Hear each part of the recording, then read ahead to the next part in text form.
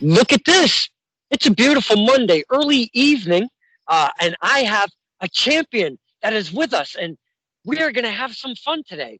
This is Stirring the Pot with Don Kincaid and my very special guest, the New York Championship Wrestling Women's Champion, PJ the Whip Gonzalez. Thank you so much for hanging out with us today. Yay! Thank you for having me in your show. Like Yeah. it's nice. It's been a while since we have talked because of wrestling going away because of the social distance. But thank you for having me. I'm happy to be here and I'm doing okay and looking forward to see what the next couple of months brings.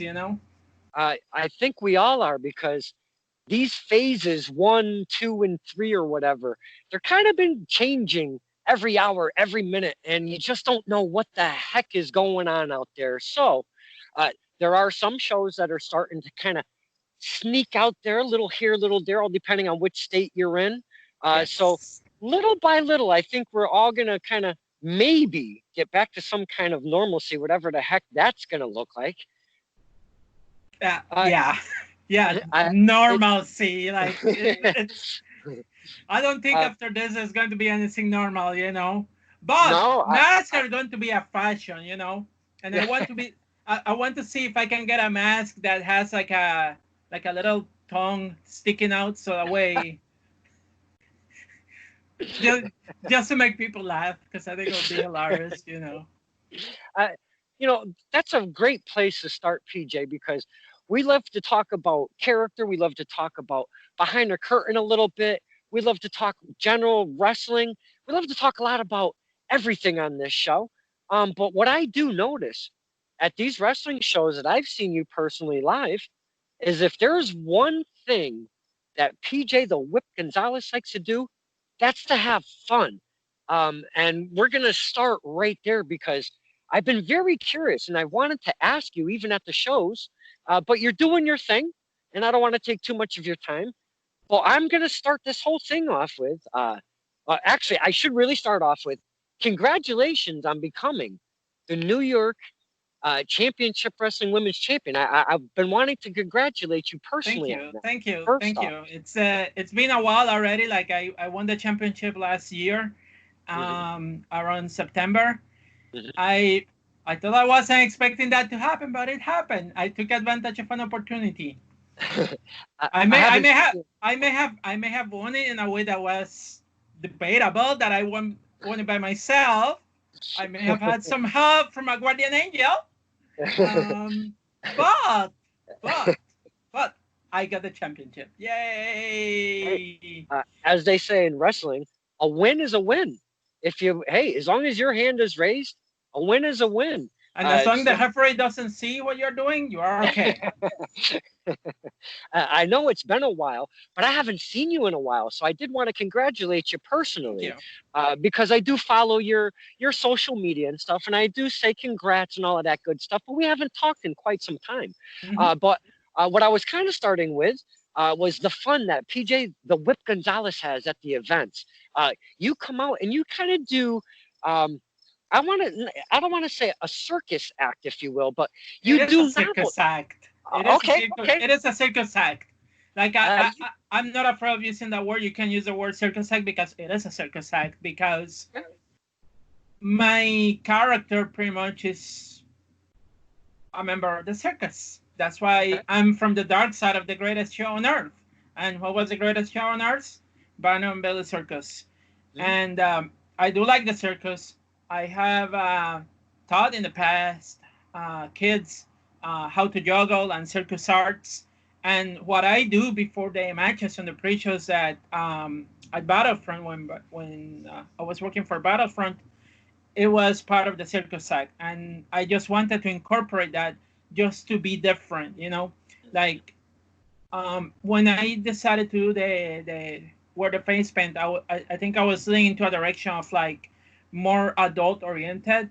So I wanted to kind of like change my character a little bit, make it more kid friendly, but at the same time doing something that I love, and that's why I came up with the idea of like incorporating juggling and like kind of like circus theatrics into my my character, and I can't do that in wrestling because in wrestling I'm focusing on wrestling, but just adding that in the beginning and the whip and showmanship.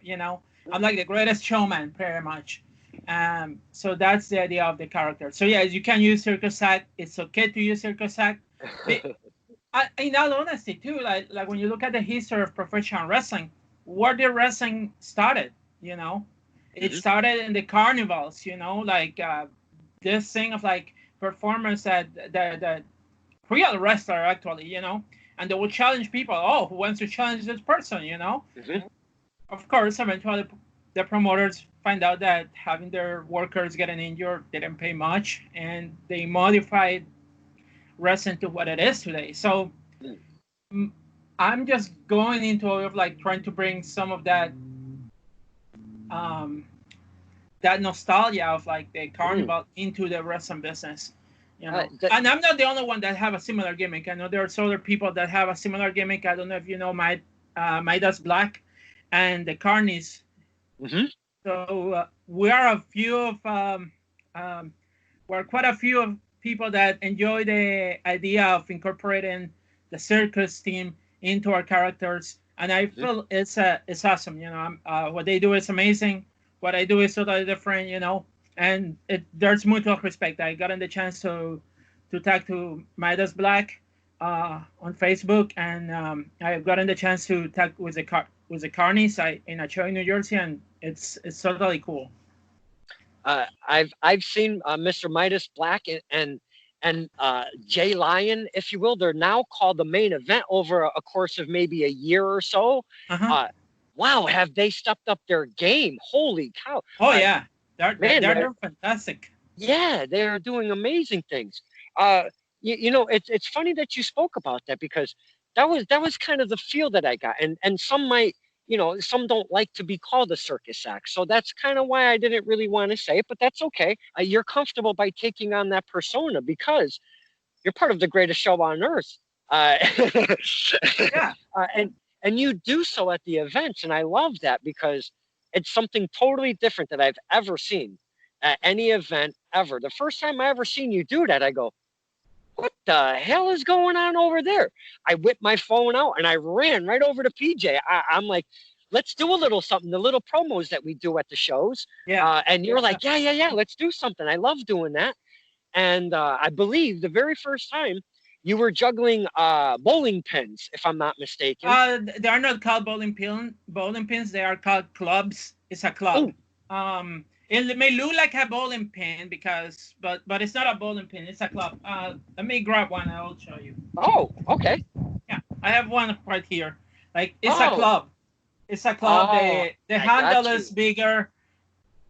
A bowling pin. This is smaller, and it's made out of a heavier material to withstand this. Uh, This is made out of plastic. It's very light plastic. Like I when I practice outside, one of the issues that I have is like if it's too windy, because this is really light. It's a bad day to do juggling. Like and I can't tell you how many times I've hit myself with this thing when I practice. It's ridiculous. And but yeah, this was an interesting pro because when I learned how to juggle, I was in high school and I started learning how to juggle with balls first because it was easier and they were more accessible. Um, and you don't have to worry about the spin of it. Now, when I juggle this, when I toss it, I have to worry about the spin of it. So it makes it add something totally different. And learning how to do this took me like 3 months of being obsessed over this, so I could learn to do it. It's as ridiculous as it sounds. I got totally obsessed and I was just practicing at night until I finally got it. but that's a fine message to the fans that are watching.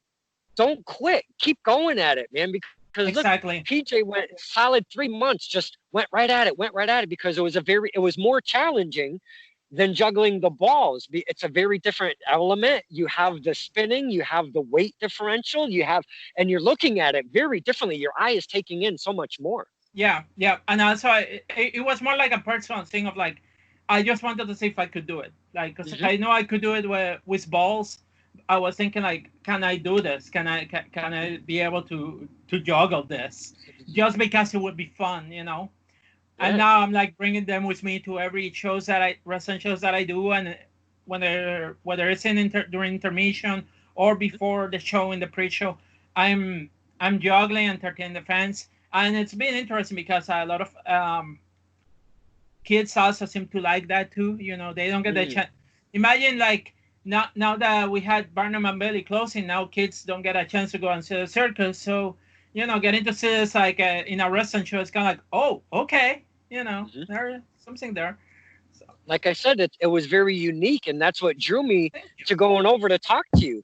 It's something that we don't see in wrestling. Obviously, like you were saying, there's others that do the carnival gimmick, if you will, incorporated into their character, but they're not doing physical carnival acts at True, the true, shows. true. So it's very different than what you're doing compared to others.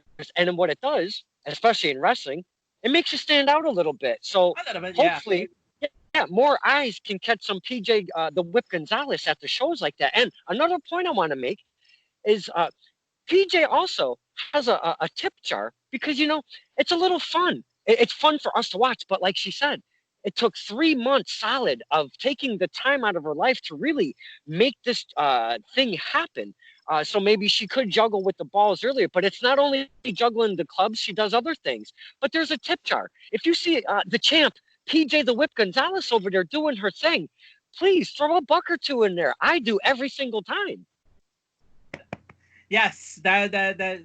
Thank you for mentioning that because yes, I do carry a tip jar, and yeah, that's my. I don't have a lot of merchandise to sell.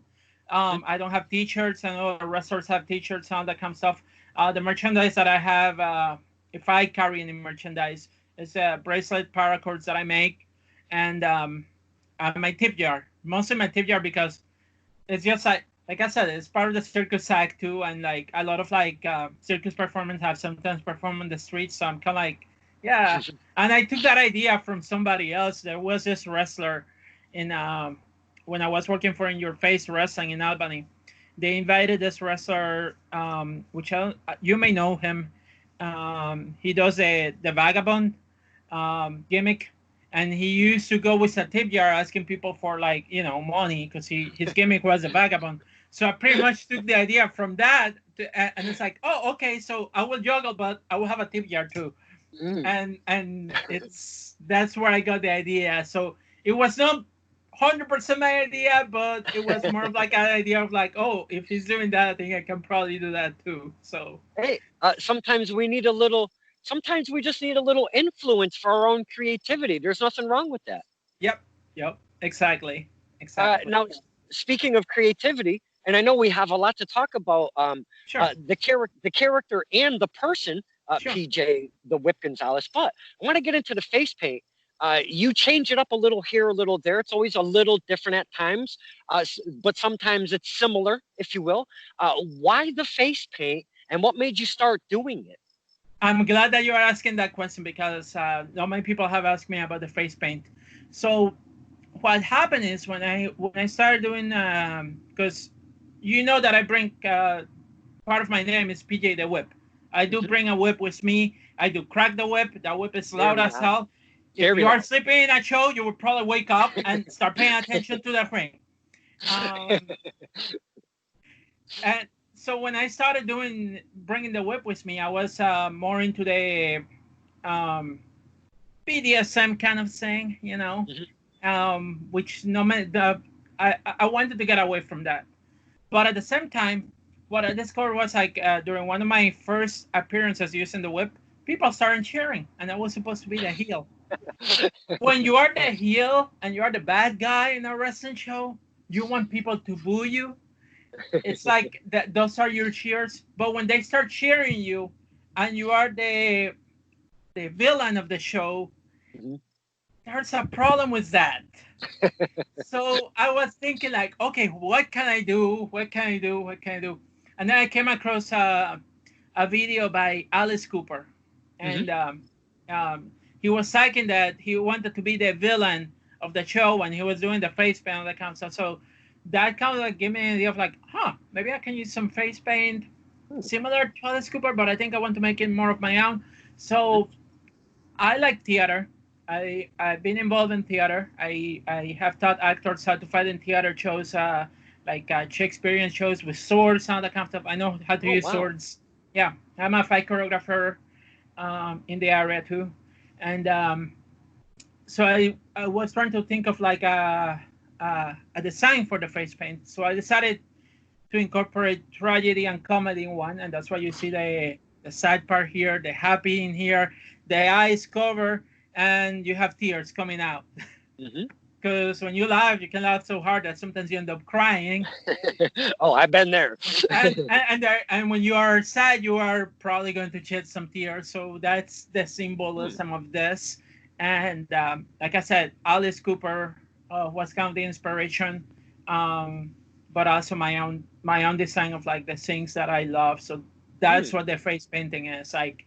And I'm glad that you asked because like I feel like this is part of like what creates the characters. And again, Uh-huh. wrestling has the influence in theater too. So like Hmm. having this in my face is kind of like acknowledging that too. Yeah.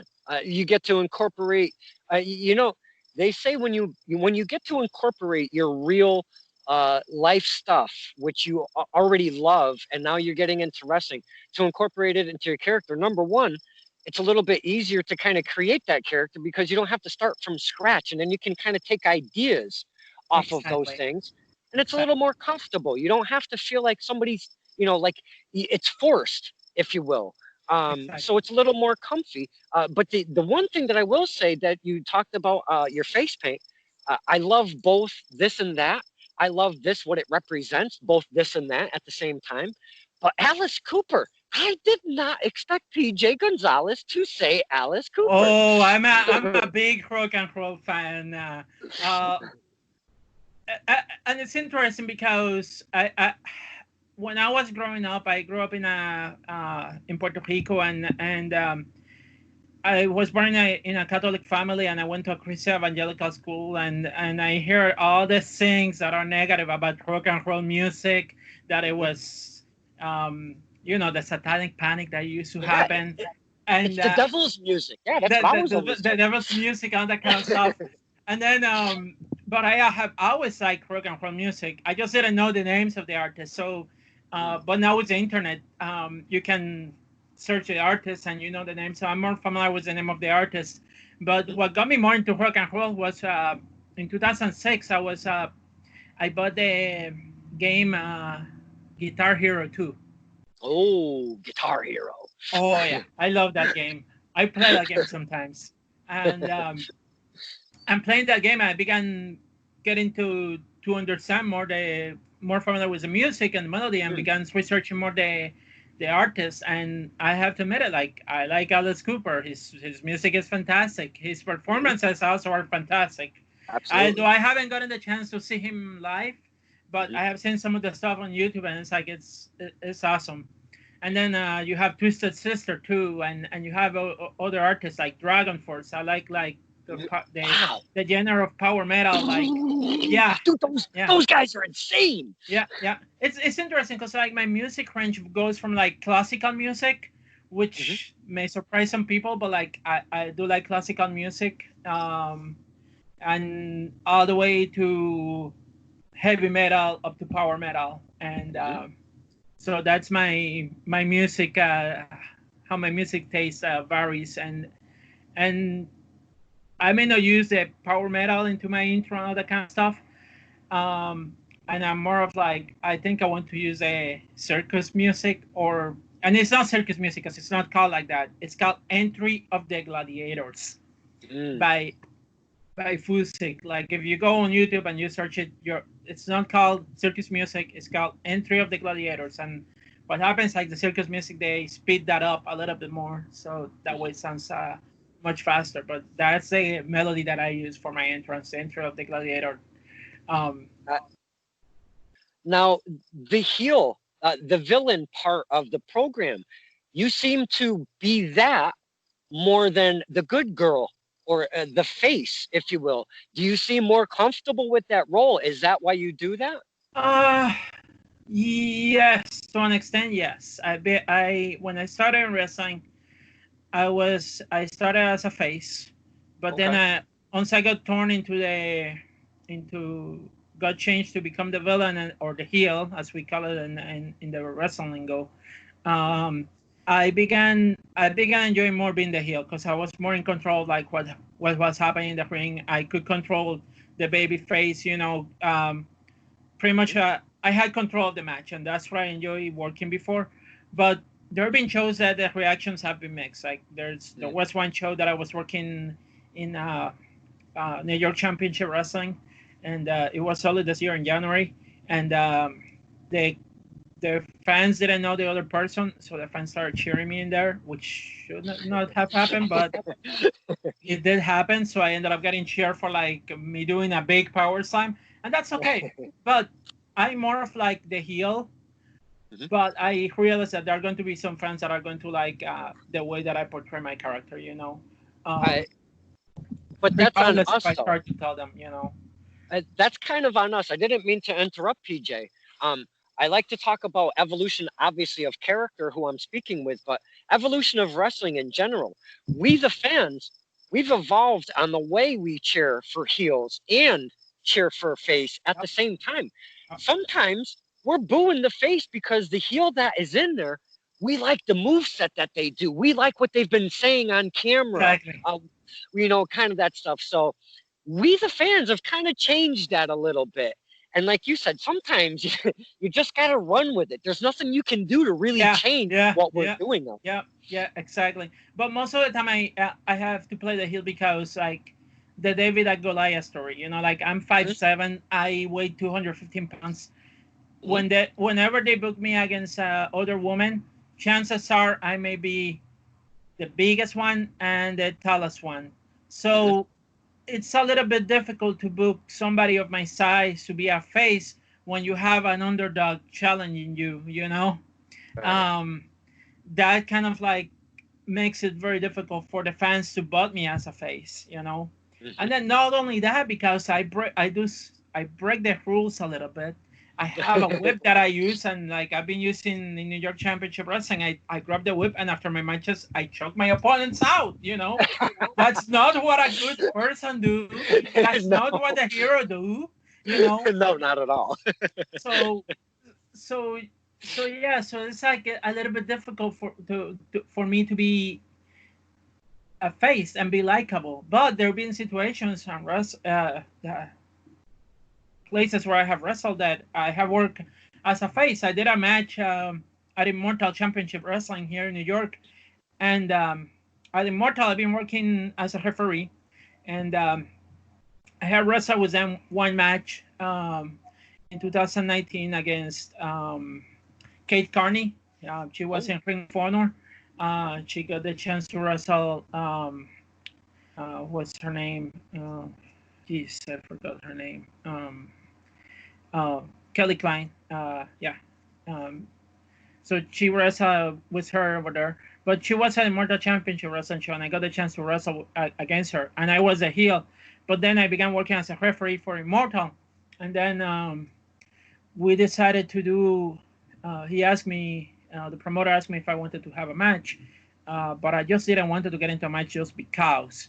And I felt like them came out with the storyline of like Miss DeVille complained that I stole her match because I wasn't a good ref, and then I came out and did my promo of like, no, I did my good job as a ref. I counted to three and all that kind of stuff. But if you want to challenge me, you can challenge me. And it was surprising because I didn't thought that the crowd was going to respond positively and start cheering me, oh wow. but they did. Like if you watch the match, the crowd reaction was fantastic, and I got to do a little bit of clowning. Like in the beginning of the match, I started like teasing Isabel with this side, and then with this side, and then with this side, and then we started kind of like dancing, and Right.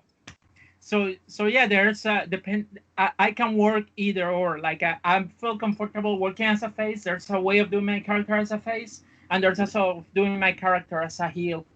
And that versatility, that's what makes you more marketable because depending on the promotion where you go, they may need a face or a heel, and being able to do both, it's a good thing. However, and I would say like this because if you're working for one promotion, you start working as a heel, in my opinion, it doesn't make sense to that the next show you're going to work as a face. You need to have consistency for your Yes. character, for your story. Yes. Otherwise, the fans are going to get confused, and I Yes. feel that that may not generate the response that sometimes you want to have in a match. But Right. that's my perspective as a wrestler and somebody that's been Keep, doing this for a while. but keeping that uniformity of staying that villain and not flip flopping. And like you said, we get confused. We don't know what to do. Cheer you or boo you when you come out the curtain, and then it's like, well, how are we supposed to act? But like you said, keeping that uniformity. When you come out that curtain, you've got those whips in your hand. Your circus music is going on or whatever.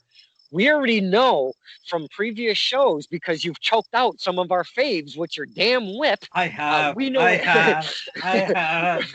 we know what to do though. Yeah, So you've done your job as a yeah. character and as a wrestler, a performer, to give us those signals. So the next time you come out the curtain, we know not to cheer you no more because from the last show you almost made us cry a little bit. So I'm so sorry. no, but that's a fine job on your end as a performer though. Uh, not everybody sticks to that villain across the board or that face across the board. Sometimes for certain promotions, they have to switch it up, and it is what it is. Sometimes you just have to step up to the plate and play your part and do what you got to do, you know? So, wow, that was a big ass bug. But now I've known you for a little bit. I'm probably, I want to say working on maybe 2 years now, if I'm not I mistaken. will say about 3 years. Like, because I started working for New Age Wrestling. That was around 2017, and then we go into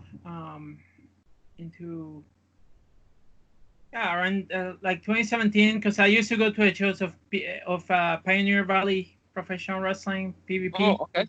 Yeah, Yeah, yeah. yeah, yeah. And I remember seeing you there in those shows. Yeah, that's right. That's right. Yeah, That's exactly where I met you at yeah, PvP yeah, shows. Wow. yeah. Okay, so I'm missing a couple of years, at least a Yeah, full yeah. year So, because so it's been a while. You know me for quite some time. yeah, Uh, I actually, you know what? I'd like to touch on that real quick. Like, uh, that's what drew me back into wrestling. Well, not really back in because I used to go very sporadically, and then I was doing music, yeah, yeah, yeah. pretty hard for a while there. Then I got out of music and I was like, what the hell do I do with myself? I don't have any really other hobbies, but I love wrestling. And I just kind of looked up local wrestling that I could find and I found PvP. And we started saying hello and stuff. And I would see you. I met you as a fan. How that all started off, correct? As a fan, Yeah, because as a fan. here's the thing for me, because I've been like I started in the wrestling business back in 1999. To Hmm. me, yes, I'm a fan. I enjoy going to see wrestling shows and watching them and that kind of stuff. But it's not the same response that you will expect from other fans. Like my response is more like, if I go there, I'm not going to react. I just want to enjoy the show, see what happens, see what the performance do. And like lately has been one of the things that I was trying to do was I was trying to find a company to work back then. So that's why I will go to the PvP shows. And some Hmm. of the guys that were wrestling in that show, like the um, uh, Narciso Rex and Isaiah Rex, or the Pyramids of Power. Um, uh, Boo! uh, yeah, so I knew them and I went to see the shows and talked to them and see if there was an opportunity for me to work in the company back then.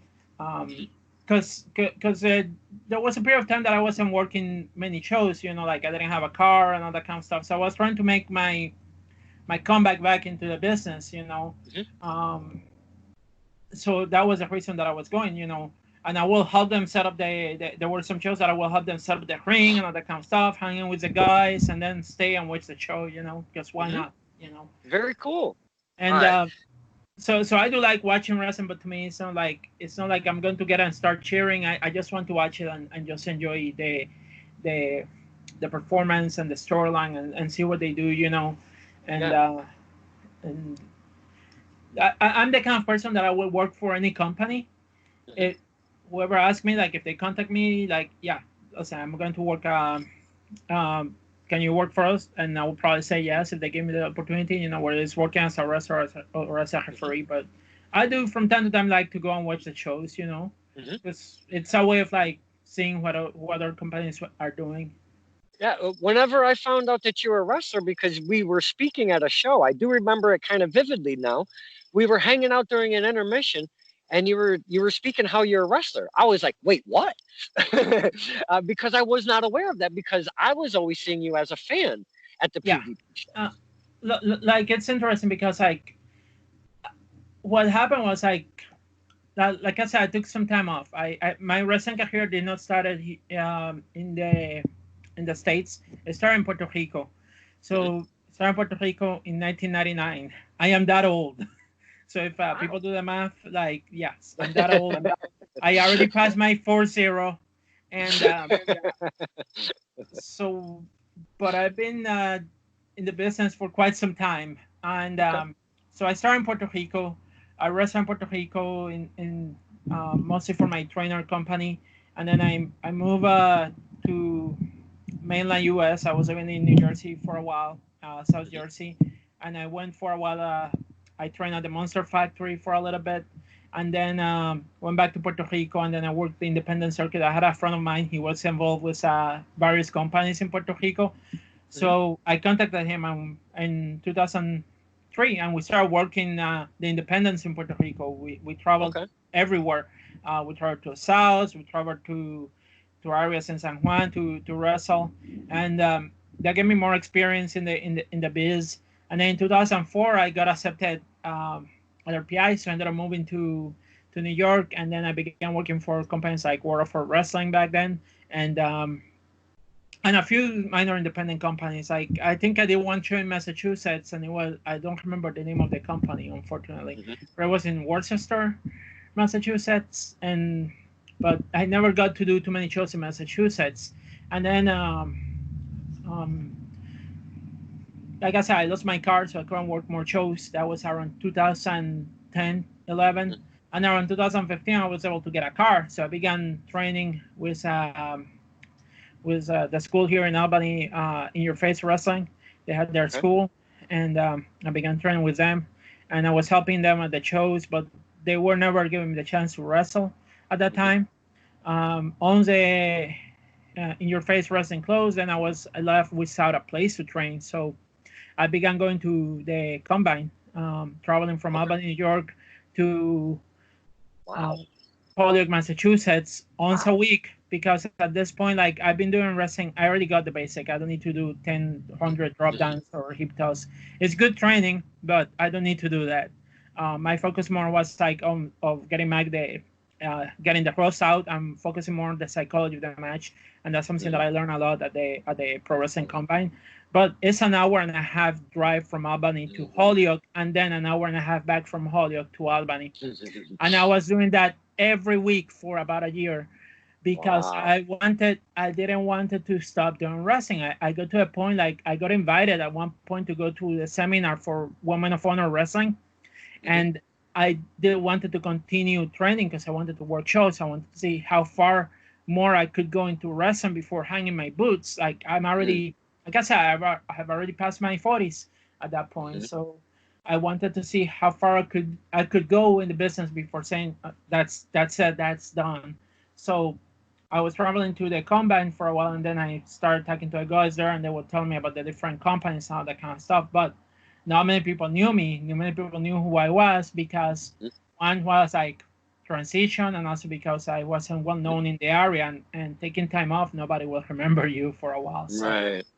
I, um, that's what happens in wrestling, though. If you don't kind of keep yourself out there, it's a come and go situation with wrestling. It's very unique in that kind of aspect. If you're not in, you're out, kind of thing. You know what I'm saying? So it's a little bit more difficult when you've been out for a while, and then you try to come back. You yes, use the word transition. Big, big, huge part of your life that I've been wanting to talk about.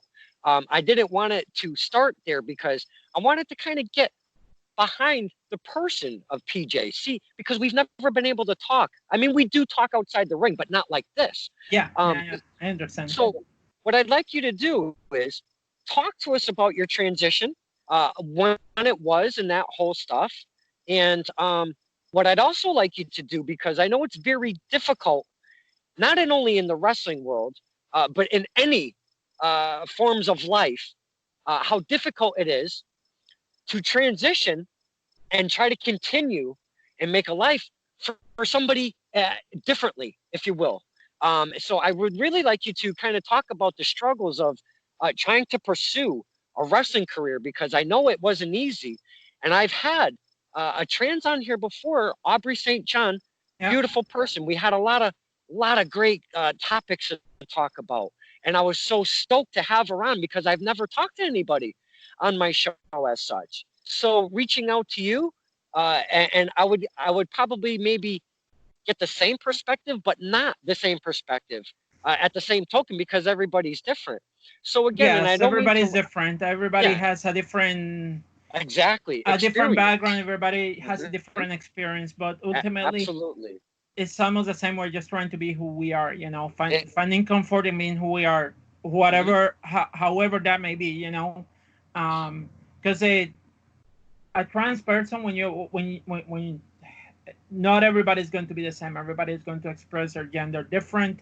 There's going to be a certain level of comfort um, in everybody, and and and everybody has their own struggles. In it, you know, and Exactly. but it's still being able to be who I am and be accepted for who I am. That's something to me that is important. But Mhm. yeah, being trans, so like I kind of knew when I was younger. I started cross dressing when I was 5, like, and I have a sister, so finding women's clothes around the house, that was easy. It was accessible.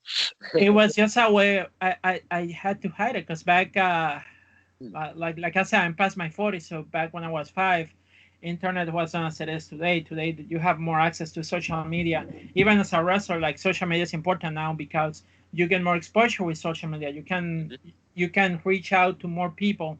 Back in when I started doing wrestling, social media wasn't as big as it is today. So back then, even like finding stuff about transgender was kind of like, and growing up in my culture too, because I grew up in Puerto Rico. My culture never open to accepting LGBT people. It has, even now today, there are still some struggles down in Puerto Rico when it comes to LGBT people living in the island. There's a bunch of there's still more that needs to be done to get to a point where everybody's treated fairly.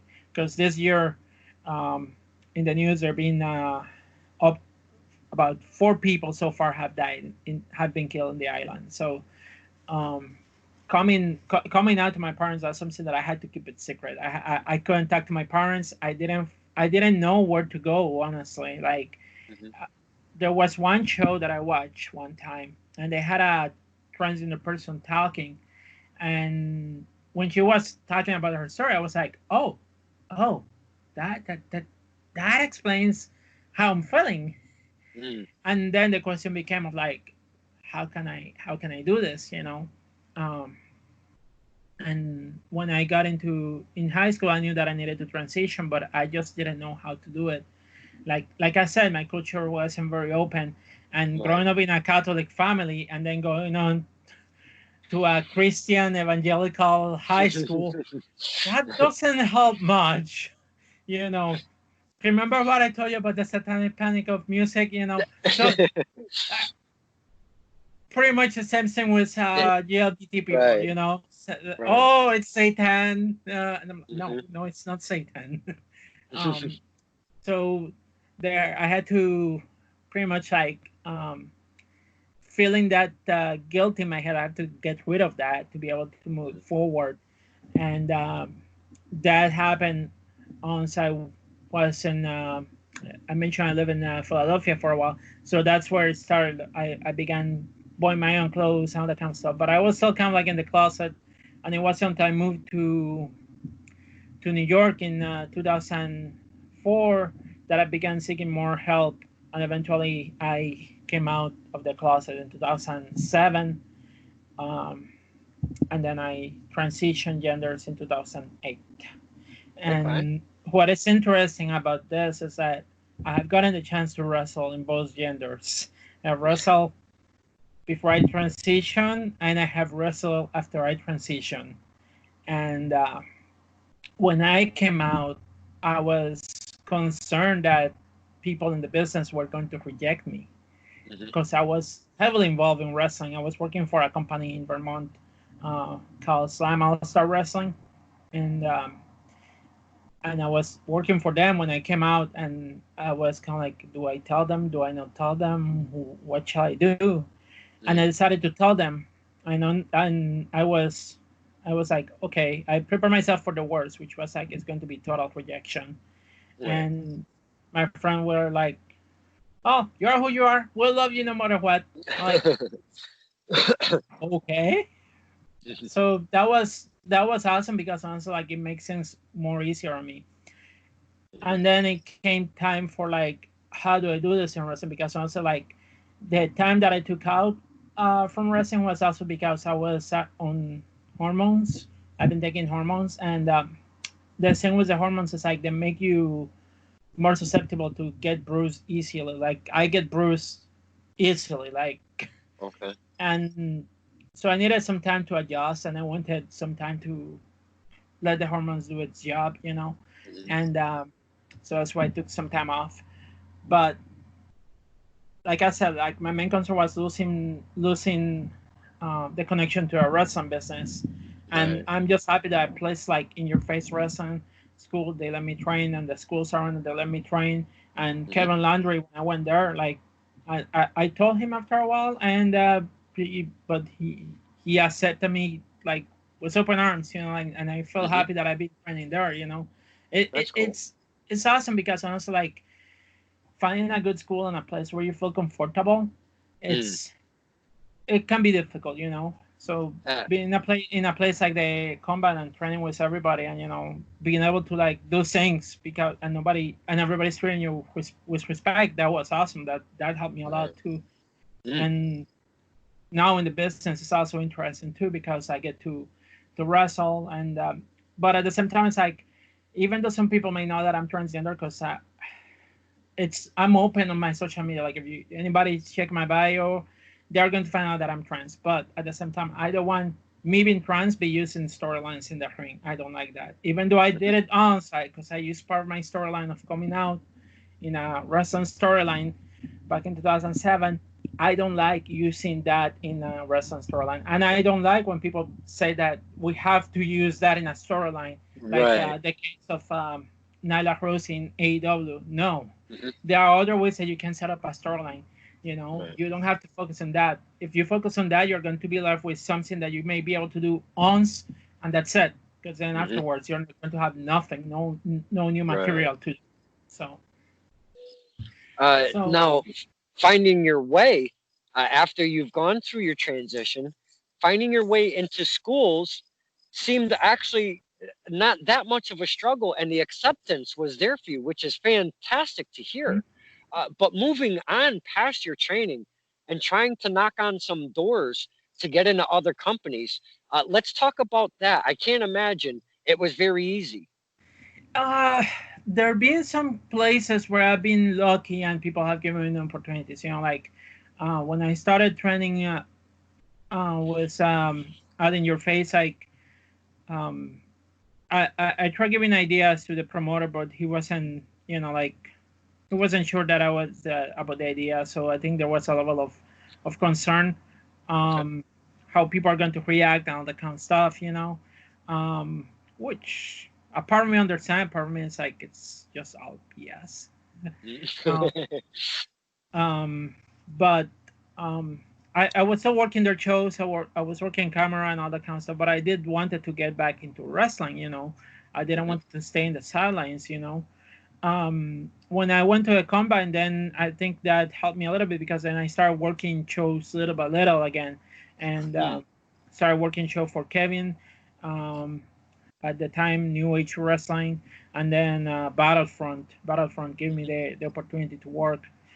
Hmm. Uh, and once I started getting people started noticing, then I contacted a friend of mine here in New York, um, Chris Envy. He he and my king at the time they were the co-owners of Dynasty Pro Wrestling, Oh, and okay. that's what got me back into wrestling in New York because of him. And so having the opportunity to wrestle um, there opened the doors to other promotions. And there's still that aspect, because when I tried to contact some promoters, like there was one promoter that I asked somebody, hey, can you ask this promoter if I can go and wrestle there? And he said, yeah, sure, I will ask. And then the person get back to me, and well, the promoter doesn't want to have you because he wants somebody that is smaller. And it's like, really, what the hell? Like, so like you're it bothers me a little bit sometimes, but it's also being realistic, because there are like when I went to a Woman of Honor tryout, like one of the things that Bob Evans mentioned to me, and he was there at the tryout when I went to a tryout, and that was in 2017. Rosalie Valle, she was there too, um, and but um, talking to Bob Evans, he mentioned that maybe it would be a little bit more difficult for me to get some bookings, and that's something that I've been aware of, because Hmm. like I know personally that I don't fit the normal femininity, and that's okay. But that's Hmm. what makes me unique. That's what I love about being me, and that's why I like the wrestling business, because I can be myself, and it doesn't matter. I Exactly. mean, having muscle and a big body to me is an advantage, you know. Now, we've talked about, trying to knock on those doors and getting in there. But I'd also like to touch upon a topic is across the ring from you, you have an opponent to deal with. Have you ever had maybe like, I'm not that comfortable? Like, have you kind of run into stuff like that? Or have your opponents been mostly open to the fact, let's just work together. It's all good. I think I may have across a few people that may have felt a little bit comfortable, and it's not like something that they will let you know. Sometimes it's something of like the way that they feel interacting with you in the ring, Hmm. but there haven't been that many. um Good. Lately everybody, I'm totally comfortable working with anybody, I'm well trained, and Hmm. uh that actually it's one of the things that helps. But I haven't had anybody being uncomfortable because of me or anything like that. Hmm.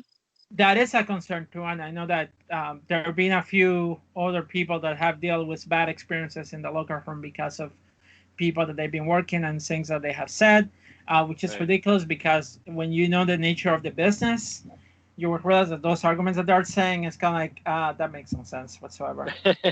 And then when you look at intergender wrestling, that some Hmm. people are accused intergender wrestling, and I have wrestled intergender matches at the Battlefront Okay. on a few occasions. Like, I'm Hmm. totally comfortable working. I don't care who my opponent is. Are they going to be okay with me? I think that's a question that you may have to ask them. But I haven't felt that much negativity coming from other wrestlers. Good. We're there to tell a story in the ring, and we're Hmm. there to work together. And that's something that we'll do regardless of who is in front of us. And that's my same Uh, attitude.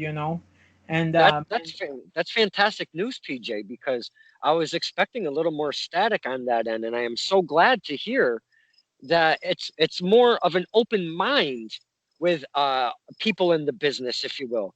yes, And I want to use. You spoke of Nyla Rose. I'd like to touch just one more topic on this. There are very few, and I do mean if there's a dozen in the entire world that are transgender wrestlers, pro wrestlers. May it be independent scene or on a bigger platform, and obviously the bigger platform being Nyla Rose. Um, I'd like to get your perspective on being one of the very, very many few in the entire globe that's a transgender wrestler, and seeing a person like Nyla Rose become not only on such a great platform, but becoming a champion in such a platform. Just touch upon that if you could. So, yeah, that was interesting. Like, uh, I was happy when they signed Nyla because Nyla had she had more experience. She had the chance to work in Japan, so that opened her the doors to get into AEW, and Yep. I was happy to see her there because, like, I I mean, I'm probably as big as her. Like when it comes to size, like we have a similar style. Like we like to use a lot of power moves. Um, she's a little bit more of a high flyer, and that's okay. She can do that. I'm not too much of a high flyer. But I'm more of a technical wrestler. I know how to chain. I know how to find some wrestling submission holds to be able Mhm. to be my opponent. Um, but seeing her in there was fantastic. It's like, oh, finally, about time. Mhm. And what I like was like, yeah, they did mention that she was trans at one point, and well, no, actually they have never mentioned that on TV, but they mentioned that in social media, and she's been up in social media with that, and everybody, when she got signed, everybody knew that she was Right. trans. So, but at the same time, based on my own perspective, because when I came out, like you never know how people are going to react, how the fans are going to react. And I have Right. had good fans that have told me that have treated me nicely and have given me supportive comments. But I have met a few fans that have told me. I remember being in one match in Vermont against Candy Copeland in 2015, and in the match there was one lady in the fans, and she started chanting, "You're a guy, you're a guy, blah blah blah. Yeah, you go out for Halloween or whatever." And it was very mean, but I decided to use that, and I just went to her and it's like, "Listen, lady, I can be whatever you want me to be." Um, so there's that thing happening, and then like it annoys me seeing some of the comments that some people have said to her, Mhm. especially when they post about her on the AW tweet, and Right. it's not nice some of the things that people said, but it's big because we now have a presence. It's like the TV series Supergirl. They also have a transgender superhero. Um, Exactly. so it was about time. I don't think that WWE would have done that, even though they said that they would have considered doing more GLBT storyline. But to have a transgender person wrestling that and sign one person full time, that's big. So that was big when AEW have her. And then when they give her the belt, I was so happy because it's like finally. But at the same time, I was like, let's get prepared mentally for the media, for the social Mhm. media to explode, because there's going to be a lot of people that are not going to be happy because Exactly. they don't understand. And Right. to be honest, when I got this title, because I got this before Nyla got her belt, and Okay. Nyla lost her belt, but I'm still the champion, even though I haven't defended it in a while. Um, but I had my concerns too about winning this too. Like I didn't want the internet to explode, and it didn't explode it honestly, Good. which is good. The fans have been nice to me, probably because they don't know too much about me, but uh, I did have my concerns about that. Absolutely. Um, and, Because of and, what and you've seen, I hate to cut you off, but because your concerns are because of what you've seen from a distance on the social medias, what's going on, not only Nyla Rose, but even with a beautiful personality like Sunny Kiss getting signed to yeah, yeah, AEW. yeah, The same token, a lot of mean crap was thrown out at both of those people. Uh, Very uncalled for. You've seen it all, the whole thing. yeah, So I yeah, can yeah. totally feel your concerns by becoming a champion in a company. Um, and I really love you to cap this up because there's so much more that I could talk to PJ about. I have 1,000 more questions easily, but I'd love to maybe cap it off in a little bit and get a follow up down in the near future, Oh see what yeah, PJ's up definitely. to, and get more out of PJ. That would be Yeah, something cool that we could yeah, do, right? definitely. Yeah, we Okay. can totally do that in the future. Yes, and to the fans out there, if they want to follow me, they can find me on social media. I'm on Twitter at PJ Gonzalez 39. They can find me on Facebook too I got a fan page on Facebook, PJ the Whip Gonzalez. They can find me there too. And, support the local independent wrestling. And as far as transgender wrestlers come in wrestling, we're in the business already. We'll be in the business for a while. And there will be more people behind us that will be coming Yeah, into the business too. So absolutely. to promoters and fans, be open-minded, treat Mhm. people with respect. We're trying to make a living too because honestly, it's not easy. But we're not going to stop doing what we love just because there's a few bad apples in the crowd that will Exactly. not like to see us.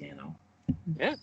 I love that message because seeing a person on a bigger stage like Nyla Rose, what I really like that you kind of touched upon was AEW didn't make it like our first transgender women's champion or during her matches, blah, blah, blah, blah, blah, with a transgender thrown in there. They don't focus on that.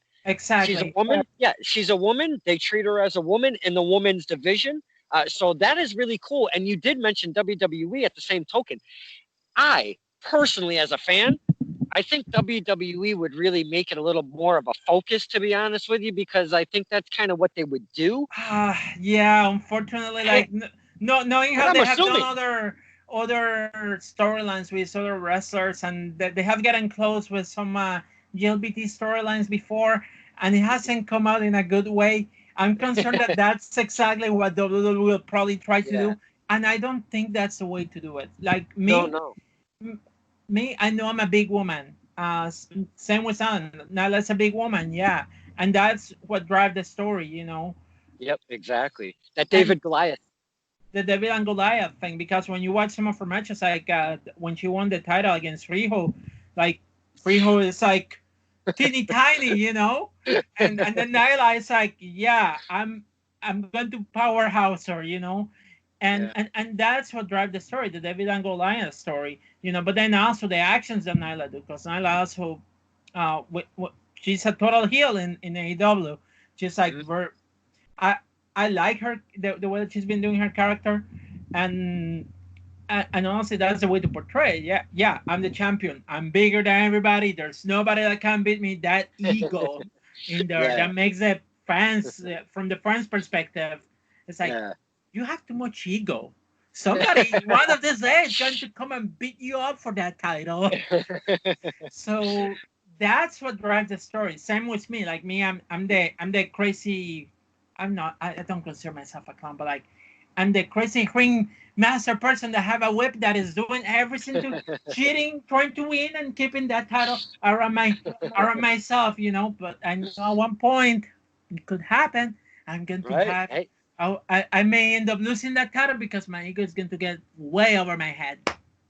that does happen in the business. You got to watch yourself. You got to check yourself, if you will. There's Uh, one person that has been giving me a little bit of a headache, and I think you know her. Her name is Riley Shepard. oh, I do know Riley of Shepard. Riley Shepard. Ooh, Oh, can you believe it? Like, look, I had just won one of my matches in January against this person, Lydia, and I was choking her. And then Riley Shepard comes out of nowhere and has to stick her nose in my business, and she attacked me from behind, and then like attacked me again, and then all of a sudden I had to give her a match, a non-title match, to see if she would earn a ooh, spot for that title, and oh, somehow she ended up beating me. So now I know ooh, that in the future I will have to face her for my belt. oh. I love. You just answered one of my questions.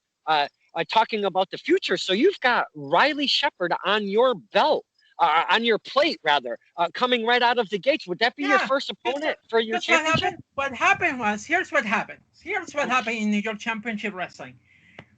When we started the women division, I was invited to be part of the triple threat match to crown the first ever women's champion. mhm. So I was in that match in the very beginning.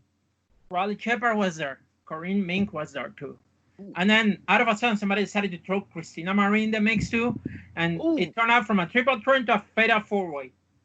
And And unfortunately, Riley Shepard ended up winning that match. She became the first champion, but at the same time, guess what happened? Unfortunately, she had an injury at that ooh, same match.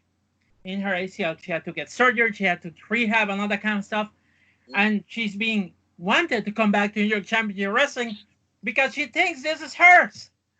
It is not Oh, her. I just won okay. this out of Corinne Mink. You know? Wow.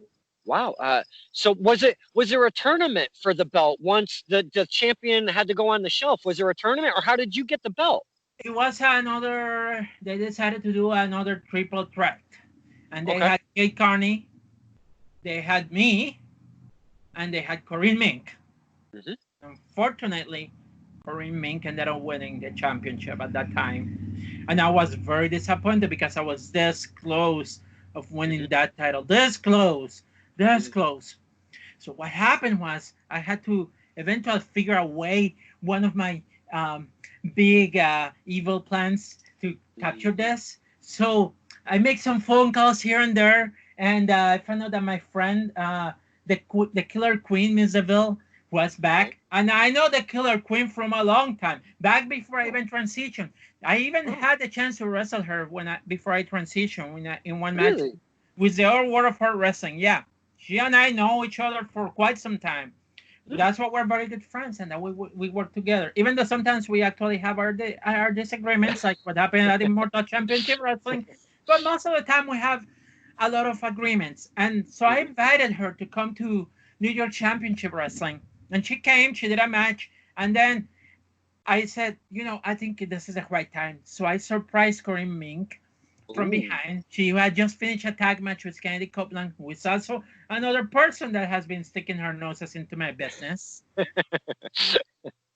And every time she stick her noses, she ended up getting chokeslam. Oh. And so I ended up chokeslamming Kennedy out of the equation. And then I asked her, hey, are you brave enough to put your title belt on the line? And she said Hmm. yes. Knowing that outside of the ring, Miss Deville was still outside. Ah. And let's just say that Miss Deville was part of the reason why I ended up winning this. The X factor in the match, if you will, Mr. Ville was. Oh yeah, oh yeah. There's a Ah. picture in there that incriminates her in me winning the title. I mean, she got caught with a chair under her hand, but Ooh. that's okay. The Eh, referee didn't saw it. Like I said, the referee didn't saw it because the right. referee was totally distracted. Too bad they were not paying attention, and And, it just happened that I ended up winning with my and, Michinoku driver.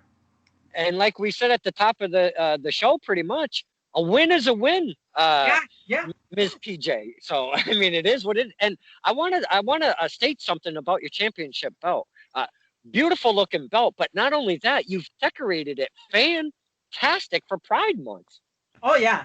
This is the LGBTQ flag, and this is a trans flag.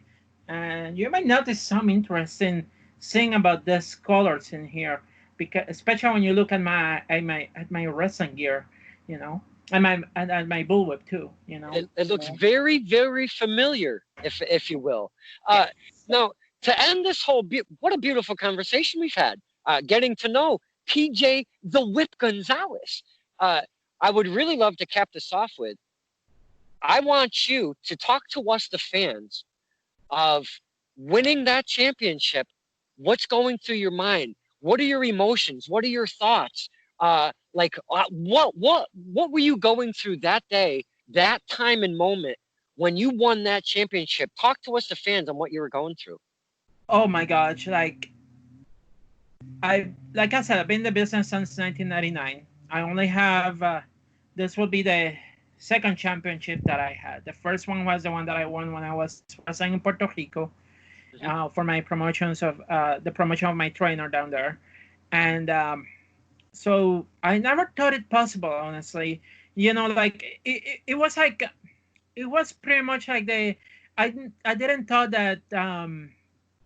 Because when you watch wrestling and I'm going to use a bunch of examples from WWE, you Hmm. see women like Nia Jax, like she was just recently involved with a match against Asuka in Backlash.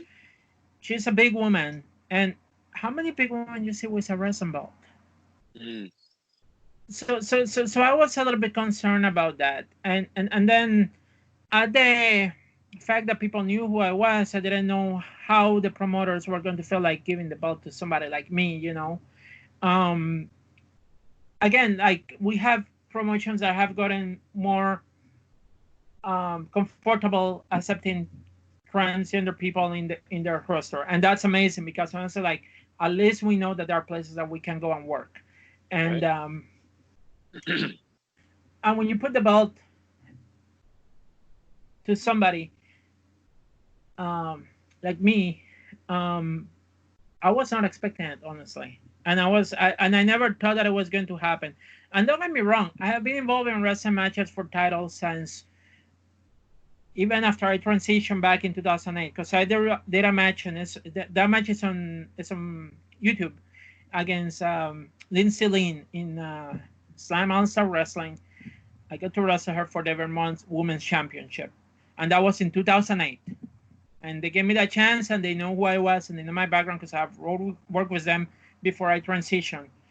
So, and that was like 11 years ago, pretty much, And I was in 2019 and getting the chance for the belt, and then finally winning the belt. My gosh, I was like just like, wow, fantastic. Because I didn't know it was going to happen. I didn't thought that I never thought I was going to get a chance for a belt. Especially like I'm our my age at this point in my career. I'm just trying to like help the newer Right. make the newer people look good in the ring, help them out because honestly, I got things that I can contribute in the business, because of Mhm. me being in the business for a while. So I'm not thinking about belts or anything. And all of a sudden they give me the belt, I win the belt, and it's like, whoa, cool, okay, and it makes me feel happy, honestly, because there may be other companies that may not give the opportunity to trans workers to have a belt, or they may not give them a Right. chance to be performing in the ring. And having the opportunity to be in this company and given the chance to have the belt, not because I'm transgender, but because I'm a good worker, Mhm. because I've been in that company for a while and I've been doing what they told me. It's Mhm. it's amazing, and now I get to represent the company, and the feeling is fantastic because I never saw that coming. And then knowing that there are major companies that also are willing to do the same, because Mhm. Nyla Rose has been in the business for a while, and she getting the chance for the belt, that was fantastic too. Like I was happy about that. It gives me hope that there's going to be a point that we can that it's going to get more common to see more people Mhm. like of the LGBT spectrum in wrestling and giving them opportunities for titles, because they are good performers. Being surprised as a wrestler, not only as a wrestler, and I know you're doing your character, you're in the ring, but when you get that belt, the person, it just kind of takes over. Your emotions take over, and I am so fantastic. I'm just so happy to see you with a championship. But that also gives you have to put it in your mind as well, PJ. The company gives you that confidence of you're our champion, represent, do what's good. You've been a champion since September, and I know there's a lot of crazy shit going on in the world right now, and we have been on a down low, if you will, over the past couple Yes. months. Yeah. But to be the champion from September until when we shut down, that and enough, right, says they have the confidence in you as a women's champion. They don't they don't put that label on you, which is very cool to hear. So Exactly. I'm very happy for you that I'm a accepted in my gender, which is awesome. yeah, I'm accepted in my exactly. gender, even though I have no problem because I work like I said, I work intergender matches. I'm okay working Hmm. intergender matches, but getting the chance to compete in my gender without any drama, because Hmm. honestly, I feel that's what it would be. It would be drama if if people in the business start questioning why should we put this person as a champion. It would be Right. drama.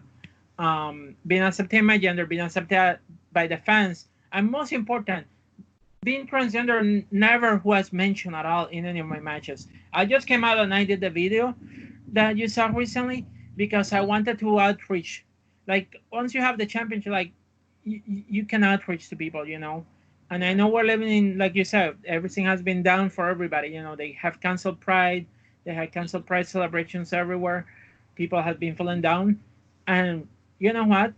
I just wanted to send a message out there. You can be yourself, you can be who you are, and you can still accomplish things. And it's interesting too because in the resin business, this is recognition pretty much. If you imagine you have a job, this is kind of like a recognition for your hard work. You know, Mm-hmm. um, when we talk about reality that sometimes transgender people live, that is not the case.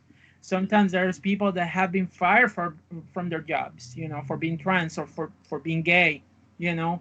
So they don't earn recognition as a workplace. They get Mm-hmm. to experience poverty, and sometimes in some cases they get killed. Mm-hmm. So there's negativity too, So I took the opportunity to do a video just because I wanted to send a message of hope. And I hope that things continue changing because, like, this was, in my opinion, in my book, this was big for me, and like I never expected this to happen. Never, never, never, ever. And this is going to be one of the chapters in my life history that I'm going to be so happy about it because it's awesome. uh, to end this conversation, I would love for you, because uh, you've gained passion and influence from others, seeing them rise to the occasion, and seeing I'm not the only one out there. I feel this way, but look at what Nyla is doing. Holy crap! I can't stop. I'm just going to continue doing this. I would love, because I know there is no freaking way that you are not influencing somebody in that New York Championship Wrestling. May it be an adult, may it be a child. There is no way that you are not influencing at least one person in that company. What I'd like for you to do to end this is send out a message to those that may think they're the only one. They only have those thoughts or what have you, because you've gone through it. And now look, you're a champion of a company in a women's division. So give us a little message for the ones that are really not sure of what's going on. You are right when you said that that about what you said about that because when I came out to the closet, like I thought I was the only one, and Mm-hmm. it took a while to find out others like me, and I know I'm not the only one that is been in the business. Now it's more easy to find people that are in the GLBTQ spectrum in wrestling, and there's people close to that I have worked with, like I worked with people that are part of the LGBT spectrum at Battlefront. There be Mm-hmm. then there's been people there, Mm-hmm. um, and there's been people like Nyla in AEW. To people that feel like they are alone, I will tell them that they are not alone. We are here. Um, we are here. I'm open to hear if somebody needs to reach out to me. I'm Cool. open to hear them and talk to them. Um, we're all in this together. Um, life can be tough sometimes because also like it can be tough sometimes. It's not easy to come out. It's not easy to find acceptance sometimes. Mm-hmm. And but it's possible, and you just have to change your mentality and don't give up, and do what you need to get to where you want to be. And it may take time, it may be difficult, but just don't Mm-hmm. give up. Life is beautiful. It may be tough sometimes, but it's beautiful, and you just have to keep going at it, and eventually things are going to happen. Before you know it, and you may not expect things to happen. Because honestly, Right. I was not expecting like years ago, like when I decided to come back to the wrestling business, I was like, I wasn't thinking about this. Mm-hmm. I thought that it was going to be like if it was going to happen, it was going to be in the very very future, and it surprised me um, when it happened. So it's possible. It just Mm-hmm. take hard work, dedication, and not giving up. No matter how bad things are, not giving up. That is a fantastic message from the champ herself, the NY. I always mess it up. New York City, New New York York Championship Championship Wrestling. Yeah. Wrestling. Yes. I always want to say NYWC for some reason That's a instead of different company. That's NYCW. a different Yeah, company because I, you have New I York know. Wrestling Connection in New York City, and you Yeah, have I, New York Championship Wrestling up here. yes. Don't confuse them. That's Don't why confuse them. But then I also always want to make it sure. happens to me with the company in Puerto Rico, WWC World Wrestling Council. I sometimes I'm about to say like World Council Wrestling, and it's like no. WCW was a different company. Uh, yes, fine message from the champ herself. PJ, I cannot thank you enough for spending the time talking to us, the fans, getting to know yourself a little bit more. For those that didn't know you, that do know you now, I know, you know what, you might get a couple people reaching out to you. You never know what's going to come out of this. I Um, don't know. We'll see what happens, But I'm glad that you gave me the opportunity. I'm glad to absolutely. chat with you. Honestly, like I haven't seen, like you said, I haven't seen you since It's been a for a while. while. So it's been Yeah. nice to be able to chat with you. I'm glad that you're doing well, and Yes, hopefully maybe I will see you when we start doing shows again. I would love to. NYCW is a little far for me, but if I can catch one, maybe do a road trip with a friend or something and maybe figure something out. I have Maybe at to. the combine on who knows Battlefront too. Like I still have the doors open for Battlefront. If they want me to work a show, I'm Nice. open to work with them. They know where to contact me, and I will be happy to be with them because they also give me the opportunity to get back into the business too. Hmm. Like in all honesty, they give me the opportunity to work their shows, and that ended up opening me other doors. And if it wasn't for them, I would not have the championship because that ended up opening more doors for me. Hmm. And so we'll see what happens. I'll be whether it's in New York or it's in another promotion. Well, I'll be around. But I'm Hey, happy to that you give me the chance to be in the show talking. Honestly, it's been fun. absolutely. I've seen you smile since we've started, and that's all I like. That's all I want out of these interviews. Yay! Have some fun, get to talk and know about said person, and just have the fans, a little more insight on our favorite men and women out there in our local scene. It's been an absolute pleasure, and I cannot wait to see what the future brings the champ. PJ, that is going to be. I am very excited to see what the future brings. Once we get out of the gates, you have Miss Shepard on your plate. Very intrigued on what's going to happen with all of that. So, Me too. fans, keep Me an eye out. too. Look up PJ the Whip Gonzalez. Look up New York Championship Wrestling. Follow, like, subscribe, go on the tube, all of that stuff. Check out this stuff and follow because they're a lot of fun. I follow it. I just can't get out there. It's a little too far for me. They've been posting the shows on New York Championship Wrestling. They have been posting the shows on their YouTube page. So to Oh, all fans over there, you search on YouTube for New York Championship Wrestling. They have their own channel. They've been posting the matches for the past year on their channel lately, and I, you can see the storyline back when I won my title up until what happened in January.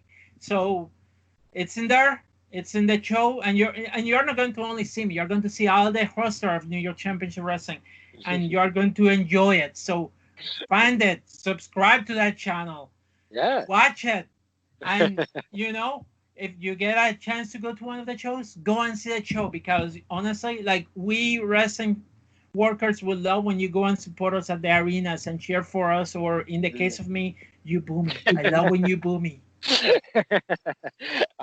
This is Stirring the Pot with Don Kincaid and my very special guest today, PJ the Whip Gonzalez, the New York Championship Wrestling Women's Champion. PJ, thank you so much for spending the time with us today. I appreciate it. Thank you.